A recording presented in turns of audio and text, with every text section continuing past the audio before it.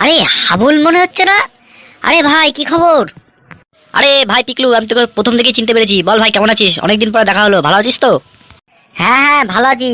তুই তো শুটেড বুটেড পরে একেবারে সাহেবের মতো হয়ে গেছিস। খুব টাকা পয়সা কামিয়েছিস নাকি? আরে ছাড় টাকা কামানো, এসব লোকের টাকায় করা, বুঝলি? লোকের টাকা? ছিনতাই ফিনতাই করছিস নাকি আজকাল? আরে না, তোকে সিক্রেটটা বলি। তিনটে বড় লোকের মেয়ে দেখে বিয়ে করে নিয়েছি, বুঝলি তো?